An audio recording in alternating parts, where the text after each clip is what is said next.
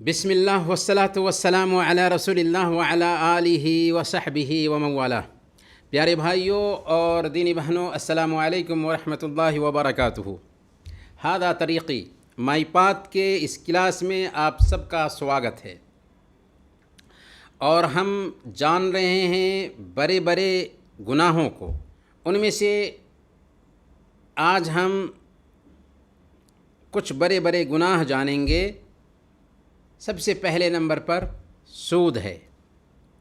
سود کہتے ہیں لوگوں کا مال باطل طریقے سے کھانا، اور یہ ظلم ہے۔ اللہ نے اسے حرام ٹھہرایا ہے۔ اللہ نے فرمایا سورہ البقرہ آیت نمبر 279، یا ایھا الذین آمنوا اتقوا اللہ وذروا ما بقی من الربا ان کنتم مؤمنین۔ اے ایمان والو، اللہ سے ڈرو، اور جو سود کا باقی حصہ رہ گیا ہے اسے چھوڑ دو اگر تمہارے اندر ایمان ہے۔ یعنی ایمان کی مانگ یہ ہے کہ سود کا باقی حصہ چھوڑ دو۔ فَإِن لَّمْ تَفْعَلُوا فَأْذَنُوا بِحَرْبٍ مِّنَ اللَّهِ وَرَسُولِهِ۔ اگر تم نہیں چھوڑتے ہو تو اللہ اور اس کے رسول سے جنگ کے لیے تیار ہو جاؤ۔ وَإِن تُبْتُمْ فَلَكُمْ رُؤُوسُ أَمْوَالِكُمْ لَا تَظْلِمُونَ وَلَا تُظْلَمُونَ۔ اگر تم توبہ کر لیتے ہو تو اصل مال تو تمہارا ہی ہے، نہ ظلم کرو نہ تم پر ظلم کیا جائے گا۔ یہ وہ آخری آیت ہے جو سود کی حرمت بیان کرنے کے لیے اتری تھی۔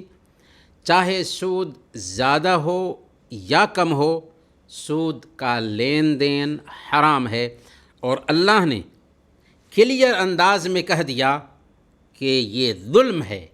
اللہ نے فرمایا وَإِن تُبْتُمْ فَلَكُمْ رُؤُوسُ أَمْوَالِكُمْ لَا تَظْلِمُونَ وَلَا تُظْلَمُونَ، کہ اگر تم توبہ کر لیتے ہو تو اصل مال تو تمہارا ہی ہے، نہ ظلم کرو اور نہ ہی تم پر ظلم کیا جائے گا۔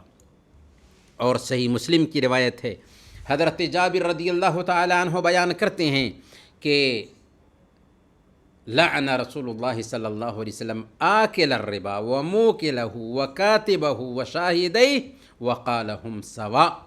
اللہ کے نبی صلی اللہ علیہ وسلم نے لعنت بھیجی سود کھانے والے، سود کھلانے والے، سود کو لکھنے والے اور گواہی دینے والے پر، اور کہا کہ وہ سب کے سب گناہ میں برابر ہیں۔ مسند احمد اور سنن ابن ماجہ کی روایت ہے، اور امام بیہقی نے اس روایت کو شعب الایمان میں بیان کیا ہے۔ حضرت ابن مسعود رضی اللہ تعالی عنہ بیان فرماتے ہیں کہ اللہ کے نبی صلی اللہ علیہ وسلم نے ارشاد فرمایا، کیا فرمایا؟ الربا وإن كثر فإن عاقبته تصير إلى قل، کہ مال اگر سود کا ہے اگرچہ وہ بڑھ جائے، سود کا مال اگرچہ بڑھ جائے مگر اس کا انجام ہمیشہ بے برکتی اور کمی کی شکل میں آتا ہے۔ ظاہر میں لگتا ہے سود لینے کی وجہ سے پیسے بڑھ گئے ہیں، لیکن اللہ رب العالمین اس مال کو تباہ کر دیتا ہے، اس مال کو آفت کا شکار کر دیتا ہے، یا خود وہ بندہ مختلف طرح کی پریشانیوں سے دوچار ہوتا ہے اور پیسے ختم ہو جاتے ہیں۔ حدیث کا مفہوم یہ ہوا کہ جو مال سود کی وجہ سے بڑھتا ہے، ایک دن ایسا آنے والا ہے کہ وہ کم ہو جائے گا اور اس کی برکت جاتی رہے گی۔ لڑائی کے موقع پر پیٹھ پھیر کر بھاگ جانا، یعنی اللہ کے راستے میں قتال کے موقع پر دشمن کا سامنا نہ کرنا اور وہاں سے نکل جانا، یہ بھی بڑے گناہوں میں سے ایک گناہ ہے۔ اور 7ویں نمبر پر پاک دامن ایمان والی عورتوں پر زنا کی تہمت لگانا، یہ اصل میں عزت پر حملہ کرنا ہے۔ یعنی ایمان والی پاک دامن عورت پر زنا کی تہمت لگانا اس قدر جرم ہے کہ اللہ تعالیٰ نے اور اس کے رسول نے اس کو بڑے بڑے گناہوں میں شامل کیا، کیونکہ اس کی وجہ سے فیملی کی ساکھ گر جاتی ہے، بے حیائی کو عام کرنے کا ایک رجحان بھی بنتا ہے۔ اسی لیے اللہ تعالیٰ نے اور اس کے رسول نے کسی کے اوپر زنا کی تہمت لگانے کو بھی سخت جرم ٹھہرایا ہے۔ اللہ تعالیٰ نے قرآن کریم کی سورہ النور میں آیت نمبر 23 سے 25 تک اس کا ذکر کیا۔ اللہ فرماتا ہے ان الذين يرمون المحصنات الغافلات المؤمنات لعنوا في الدنيا والآخرة، کہ جو لوگ پاک دامن بھولی بھالی ایمان والی عورتوں پر تہمت لگاتے ہیں، دنیا اور آخرت میں وہ ملعون ہیں، دنیا اور آخرت میں ان کے اوپر لعنت ہے۔ وَلَهُمْ عَذَابٌ عَلِيمٌ، اور ان کے لیے دردناک عذاب ہے۔ یوم تشہد علیہم السنتہم وایدیہم وارجلہم بما کانوا یعملون، اس دن ان کے مقابلے میں ان کی زبانیں، ان کے ہاتھ پاؤں اور ان کے اعمال گواہی دیں گے۔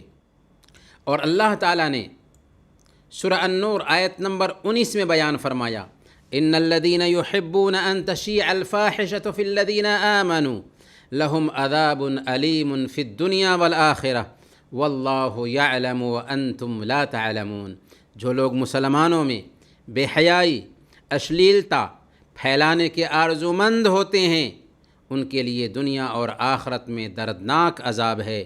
اللہ سب کچھ جانتا ہے اور تم نہیں جانتے، یعنی سماج میں بے حیائی کو پھیلانے میں لگے رہتے ہیں، سماج میں برائی کے کاموں کو، اشلیل کاموں کو پھیلانے میں لگے رہتے ہیں، ایسے لوگوں کے لیے دنیا میں بھی اور آخرت میں بھی دردناک عذاب ہے۔ اور یاد رکھو کون سا کام غلط ہے اللہ سے بہتر کوئی نہیں جانتا، اور تم بھی جانتے ہو، تمہارا دل بھی جانتا ہے، لیکن پھر بھی تم بے حیائی کا پرچار کرتے ہو۔ لیکن یاد رکھو واللہ یعلم وانتم لا تعلمون، اللہ سب سے بہتر جانتا ہے، تم نہیں جانتے، تم یہ سمجھتے ہو کہ اس میں کچھ فائدہ ہے لیکن اس میں تمہارا ہی نقصان ہے۔ اللہ سب سے بہتر جانتا ہے، تم نہیں جانتے ہو۔ بڑے گناہوں میں سے ایک گناہ ہے جھوٹ بولنا۔ جھوٹ سچائی کے اپوزٹ ہے، یعنی ناحق بات کرنا۔ اللہ تعالیٰ نے فرمایا سورہ النحل آیت نمبر 105 انما یفتر الکاذب الذین لا یؤمنون بآیات اللہ واولئک هم الکاذبون، جھوٹ تو وہی باندھتے ہیں جنہیں اللہ کی آیتوں پر ایمان نہیں ہوتا۔ جھوٹ کون باندھتے ہیں؟ جو اللہ کی آیتوں پر ایمان نہیں رکھتے۔ اور سنن نبی داؤد کی روایت ہے، اللہ کے نبی صلی اللہ علیہ وسلم نے ارشاد فرمایا کبرت خیانۃ ان تحدث اخاک حدیثا هو لک به مصدق وانت له به کاذب۔ یہ سنن نبی داؤد کی روایت ہے اور یہ حدیث کمزور ہے، ضعیف ہے۔ سب سے بڑی خیانت یہ ہے کہ تم اپنے بھائی سے جھوٹ بات اس طریقے سے بیان کرو کہ وہ اس کو سچ سمجھ رہا ہے۔ یعنی آپ کسی سے جھوٹ بول رہے ہوں اور اس انداز میں جھوٹ بولیں کہ سامنے والا اس کو سچ سمجھ رہا ہو، تو اللہ کے نبی صلی اللہ علیہ وسلم نے کہا کہ یہ سب سے بڑی خیانت ہے۔ سب سے بڑا جھوٹ اللہ پر جھوٹ باندھنا ہے۔ جیسے کچھ لوگوں کا کہنا کہ اللہ کے پاس بیٹا ہے یا اس کی بیوی ہے یا اس کا آسمان اور زمین میں کوئی دوسرا شریک ہے، یعنی اس کی عبادت میں کسی دوسرے کو شریک ٹھہرانا، یہ اللہ پر جھوٹ باندھنا ہے، کیونکہ اللہ رب العالمین یکتا ہے، اس کا کوئی شریک نہیں، وہ بال بچے سے بالکل پاک ہے۔ جھوٹ یہ بھی ہے کہ کچھ لوگ دعویٰ کریں کہ حرام چیزیں جیسے چوری، زنا، شراب نوشی، یہ ساری چیزیں حلال ہے، یا اللہ نے جو کھانا پینا اور شادی حلال کیا ہے اسے کوئی آدمی حرام ٹھہرا لے۔ تو اللہ کی حلال کی ہوئی چیزوں کو حرام ٹھہرانا یا حرام کی ہوئی چیزوں کو حلال ٹھہرانا بھی جھوٹ ہے۔ جھوٹ یہ بھی ہے کہ ایک آدمی کہے کہ اس نے کوئی چیز دیکھی ہے حالانکہ اس نے وہ چیز نہ دیکھی، کوئی بات سنی ہے حالانکہ اس نے وہ بات نہیں سنی، کوئی کام کیا ہے حالانکہ اس نے وہ کام نہیں کیا۔ تو اگر کوئی آدمی یہ کہتا ہے کہ اس نے فلاں چیز دیکھی ہے حالانکہ دیکھی نہیں، اس نے کچھ سنا ہے حالانکہ سنا نہیں، اس نے کوئی کام کیا ہے حالانکہ کیا نہیں، تو یہ بھی جھوٹ ہے۔ جھوٹ یہ بھی ہے کہ تم کسی انسان کے خلاف گواہی دو کہ اس نے ایسا کیا ہے حالانکہ اس نے ایسا نہیں کیا، کیونکہ جھوٹی گواہی بھی بڑے گناہوں میں سے ایک گناہ ہے اور جس سے بچنے کی تاکید آئی ہے۔ چوری کہتے ہیں لوگوں کے مال میں سے ناحق کچھ لے لینا۔ صحیح بخاری کی روایت ہے، اللہ کے نبی صلی اللہ علیہ وسلم نے ارشاد فرمایا، لا يسرق السارق حين يسرق وهو مؤمن، کہ جو چور چوری کرتا ہے تو چوری کرتے وقت ایمان والا نہیں ہوتا۔ چور چوری کرتے وقت ایمان والا نہیں ہوتا، چور چوری کرتے وقت مومن نہیں ہوتا۔ اللہ کے رسول صلی اللہ علیہ وسلم دراصل یہ بیان کر رہے ہیں اس حدیث میں کہ جو مسلمان چوری کرتا ہے اس کا ایمان بہت کم ہو جاتا ہے، کیونکہ چوری ایک طرح سے زیادتی ہے اور اللہ تعالیٰ زیادتی کرنے والے کو پسند نہیں کرتا۔ زنا یہ ہے کہ ایک آدمی کسی عورت سے جو اس کی بیوی نہیں ہو اور شرعی طریقے سے اس سے شادی نہیں کیا ہے، اس سے سنبھوگ کرے، جسمانی تعلق قائم کرے، یا ایسی عورت سے شادی کرے جو اس کے لیے حلال نہیں، یعنی ان عورتوں میں سے ہو جن سے شادی کرنا اس کے لیے جائز نہیں ہے۔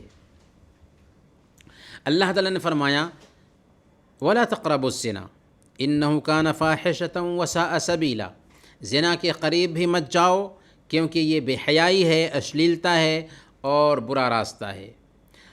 مسلمان مرد اور عورت پر اللہ تعالیٰ نے زنا کو حرام ٹھہرایا ہے، کیونکہ زنا کی وجہ سے نسب برباد ہوتا ہے، عزت جاتی ہے، اخلاق پامال ہوتے ہیں، زمین میں فساد پیدا ہوتا ہے اور بے شمار خطرناک بیماریاں پھیلتی ہیں، جیسے ایڈز اور اس جیسی دوسری بیماریاں۔ اسلام میں ایسی تعلیمات دی گئی ہیں کہ ان تعلیمات کو اگر ایک انسان اپناتا ہے تو اس سے زنا اور بدکاری سے ہماری حفاظت ہوتی ہے۔ چنانچہ اسلام نے عورتوں کے لیے یہ واجب ٹھہرایا کہ وہ اپنے جسم کو چھپا کر کے رکھیں، اپنی زینت غیر محرم مردوں کے سامنے ظاہر نہ کریں۔ محرم سے مراد باپ، بھائی، چچا، شوہر، ماموں، دادا، سسر، سوتیلا بیٹا اور بہن کا بھائی ہے، یہ لوگ محرم ہیں، اور ان کے علاوہ جو لوگ بھی ہوں گے وہ غیر محرم ہوں گے، ان سے پردہ کرنا ضروری ہے۔ اللہ نے مردوں اور عورتوں دونوں کو یہ حکم دیا کہ جس چیز کو دیکھنا حلال نہیں ہے اس سے اپنی نظریں نیچی رکھیں، نظریں جھکائے رکھیں، کیونکہ پردے کی جگہ کو دیکھنا بدکاری کی طرف دعوت دینے کا سبب بنتا ہے۔ اسی لیے اللہ تعالیٰ فرماتا ہے سورہ النور آیت نمبر 30 اور 31 میں، قُل لِّلْمُؤْمِنِينَ يَغُضُّوا مِنْ أَبْصَارِهِمْ وَيَحْفَظُوا فُرُوجَهُمْ ذَلِكَ أَزْكَىٰ لَهُمْ إِنَّ اللَّهَ خَبِيرٌ بِمَا يَصْنَعُونَ۔ اے محمد صلی اللہ علیہ وسلم، آپ ایمان والوں سے کہہ دیجئے کہ وہ اپنی نگاہوں کو نیچی رکھیں اور اپنی شرمگاہوں کی حفاظت کریں، یہ ان کے لیے پاکیزہ طریقہ ہے، اور جو کچھ وہ کرتے ہیں اللہ تعالیٰ ان سے باخبر ہے۔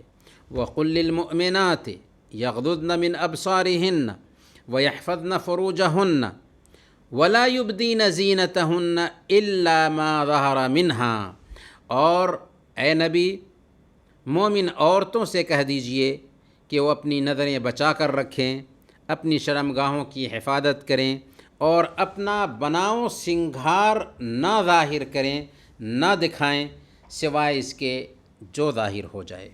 تو اس آیت میں جہاں اللہ رب العالمین نے مردوں کو تعلیم دی ہے کہ وہ اپنی نظریں جھکا کر رکھیں، وہیں عورتوں کو بھی تعلیم دی کہ وہ اپنی نظریں جھکا کر رکھیں اور شرمگاہوں کی حفاظت کریں۔ اسلام نے اجنبی عورتوں سے ایکانت میں ٹھہرنے، خلوت اختیار کرنے کو بھی حرام ٹھہرایا ہے۔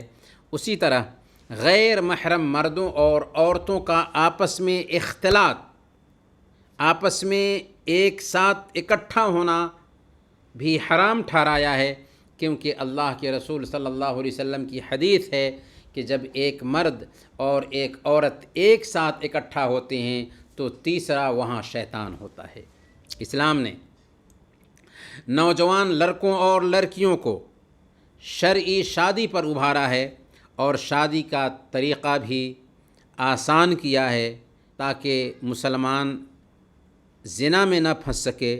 شادی کو آسان کیا اور زنا کو سخت کیا، لیکن افسوس کہ آج کا سماج ہے جس نے شادی کو مشکل کر دیا ہے اور زنا کو آسان کر دیا ہوا ہے۔ البتہ جو شادی کرنا چاہتا ہو اس کے لیے مناسب یہ ہے کہ مسلمان قاضی کے پاس جائے تاکہ شوہر بیوی کی شرعی شادی کو رجسٹرڈ کر دے اور قانونی طور پر بھی اس کی شادی کیا پیپر جو ہو سکتا ہے وہ بھی بن سکے۔ نفاق کی پہچان، صحیح بخاری اور صحیح مسلم کی روایت ہے، اللہ کے نبی صلی اللہ علیہ وسلم نے ارشاد فرمایا، اربع من کن فیہ کان منافقا خالصا، کہ جس کے اندر 4 چیزیں ہوں، 4 خصلتیں ہوں، وہ خالص منافق ہے، یعنی منافق کی پوری پہچان اس کے اندر پائی جاتی ہے۔ ومن كانت فیہ خصلۃ منہن كانت فیہ خصلۃ من النفاق حتی یدعها، اور جس میں ان خصلتوں میں سے، ان عادتوں میں سے کوئی ایک عادت ہو، اس میں نفاق کی ایک عادت پائی جاتی ہے یہاں تک کہ وہ اس کو چھوڑ دے۔ وہ 4 عادتیں کیا کیا ہیں؟ اذا اؤتمن خان، جب اس کے پاس امانت رکھی جائے تو وہ خیانت کر گزرے، وَإِذَا حَدَّثَ كَذَب، جب بات کرے تو جھوٹ بولے، وَإِذَا عَاهَدَ غَدَر، جب وعدہ کرے تو وعدہ خلافی کر جائے، وَإِذَا خَاصَمَ فَجَر، جب جھگڑے تو وہ بد زبانی کرنے لگ جائے۔ اس حدیث میں ہمیں جو تعلیم دی گئی ہے وہ یہ ہے کہ نفاق کی شکلوں سے ایک مسلمان کو بچنا چاہیے، کیونکہ یہ منافقین کی پہچان ہے، اور جب یہ تمام عادتیں اکٹھا ہو جائیں کسی انسان کے اندر تو وہ مکمل منافق بن جاتا ہے۔ ایسا انسان امانت میں خیانت کرتا ہے، زبان کا جھوٹا ہوتا ہے، ایگریمنٹ کا پاس و لحاظ نہیں رکھتا، اور جب کسی سے اختلاف ہو جائے، جھگڑنا شروع کرے تو جھگڑے میں وہ جھگڑالو بن جاتا ہے۔ مانگنے کی نندا، جہاں اسلام نے رودی کمانے پر ابھارا ہے وہیں مانگنے کی نندا کی ہے۔ لوگوں سے صدقات و خیرات مانگنے سے منع کیا ہے، سوائے اس کے کہ ایک انسان سخت ضرورت میں ہو تو وہاں پر مجبوری ہے، وہاں پر مانگنے کی اس کے لیے گنجائش پائی جاتی ہے۔ اور مسلمانوں کو اس بات پر آمادہ کیا ہے کہ وہ اپنے آپ کو اپمان سے بچائیں، ذلت سے بچائیں اور اپنی شرافت کی حفاظت کریں۔ حدیث میں اللہ کے نبی صلی اللہ علیہ وسلم بیان فرماتے ہیں، الید العلیٰ خیر من الید السفلیٰ، اوپر والا ہاتھ نیچے والے ہاتھ سے بہتر ہے۔ اوپر والا ہاتھ نیچے والے ہاتھ سے بہتر ہے۔ اوپر والے ہاتھ سے مراد دینے والا ہاتھ ہے اور نیچے والے ہاتھ سے مراد لینے والا ہاتھ ہے۔ اللہ کے نبی صلی اللہ علیہ وسلم نے صحیح بخاری اور صحیح مسلم کی روایت کے مطابق بیان فرمایا، لیس الغنی عن کثرت العرب ولکن الغنی غنی النفس، مالداری سامان کی زیادتی کا نام نہیں ہے، یعنی کسی کے پاس بہت زیادہ سامان ہے، بہت زیادہ مال ہے، تو وہ مالدار سمجھا جائے گا، ولیکن الغنی غنی النفس، لیکن اصل مالداری دل کی مالداری ہے۔ دل اگر مالدار ہے، اگرچہ پیسے نہیں، تو وہ بہت بڑا مالدار ہے۔ اور اگر کوئی آدمی بہت پیسے رکھتا ہے اور دل کا سخت ہے تو وہ مالدار نہیں۔ یعنی مالدار وہ نہیں ہے جو مال کا مالک ہے، بلکہ اصل مالدار وہ ہے جو اللہ کی دی ہوئی روزی سے قناعت کیے ہوا ہے۔ اللہ نے جتنا دے دیا ہے اس سے اپنے آپ کو سنتشٹ رکھے ہوا ہے اور لوگوں کے مال کی طرف لالچ کی نگاہ سے نہیں دیکھتا۔ اللہ کے نبی صلی اللہ علیہ وسلم نے صحیح بخاری اور صحیح مسلم کی روایت کے مطابق بیان فرمایا، لا تزال المسألة بأحدكم حتى يلقى الله وليست في وجهه مزعة لحم۔ ایک آدمی دنیا میں لوگوں سے بھکاری بن کر مانگتا رہتا ہے یہاں تک کہ اللہ کے پاس اس حالت میں اللہ سے ملاقات کرے گا کہ اس کے چہرے پر گوشت تک نہیں ہوگا۔ یہ حدیث اس بات کے لیے دلیل ہے کہ ایک انسان مانگ کر اپنے چہرے کا پانی اتار لیتا ہے، اپنے آپ کو ذلیل کرتا ہے، اپنے آپ کو رسوا کرتا ہے، یہاں تک کہ اس کا چہرہ گوشت سے خالی ہو جاتا ہے، اس کے چہرے پر صرف ہڈی باقی رہ جاتی ہے، جس میں نہ حیا ہو، نہ شرم ہو اور نہ ہی شرافت ہو۔ مانگنے کی سب سے قبیح شکل جو ہو سکتی ہے وہ بھیک مانگنا ہے، دوسروں کے سامنے ہاتھ پھیلانا ہے۔ جو شرافت کھو چکے ہوتے ہیں، ذلت اور رسوائی کا لباس پہن چکے ہوتے ہیں، کسی ضرورت کے بغیر لوگوں کے سامنے ہاتھ پھیلا رہے ہوتے ہیں، ایسے لوگ نہایت ہی گھٹیا لوگ ہوتے ہیں، کمینے لوگ ہوتے ہیں۔ اسی لیے سنن ابی داؤد کی روایت ہے، اللہ کے نبی صلی اللہ علیہ وسلم نے ارشاد فرمایا، من اصابتہ فاقۃ فانزلها بالناس لم تصد فاقتہ ومن انزلها باللہ اوشک اللہ لہ بالغنی اما بموت عاجل او غنی آجل۔ جسے فاقہ پہنچ جائے اور وہ لوگوں سے بیان کرے، مصیبت اور پریشانی کی وجہ سے فاقہ سے دو چار ہوا اور وہ لوگوں سے اسے بیان کرتا ہے، تو ایسے شخص کا فاقہ دور نہیں کیا جائے گا، اور اگر اسے اللہ کے سامنے بیان کرے تو اللہ تعالی جلد یا بدیر اسے رزق عطا فرمائے گا۔ اس لیے ایک بندے کو چاہیے کہ اپنی ضرورت اللہ کے سامنے رکھے۔ انہی کچھ باتوں کے ساتھ آج کا درس ہم ختم کرتے ہیں، اگلے درس میں پھر ملیں گے، تب تک کے لیے اجازت دیجیے۔ وصلی اللہ علی نبینا محمد وعلی آلہ وصحبہ اجمعین۔